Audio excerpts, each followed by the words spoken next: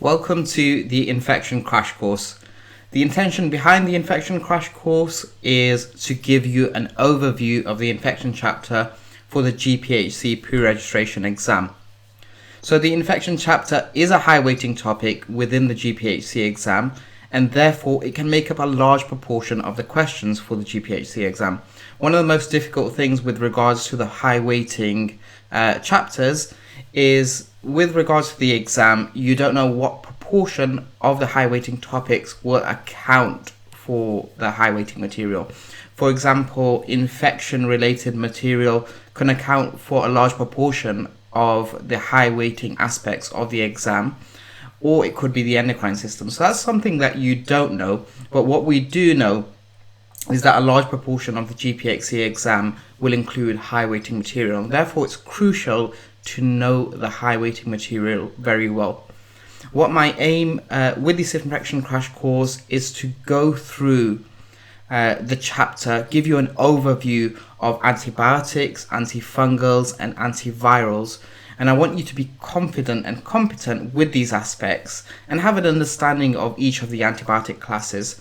So it's going to be a thorough course. It's going to consist of several videos that span across antibiotic classes, antiviral classes and antifungals.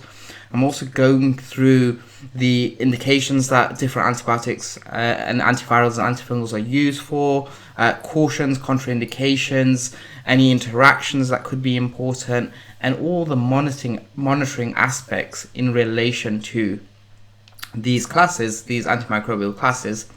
I'll give you a bit of background about myself. My name is Yasser. I'm an antimicrobial pharmacist, a specialist antimicrobial pharmacist. I've been doing this role for about 2 years now, so I'm quite comfortable within my role.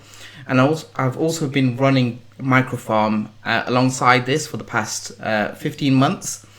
So it will be a good opportunity for me to display my background and my knowledge for antimicrobials.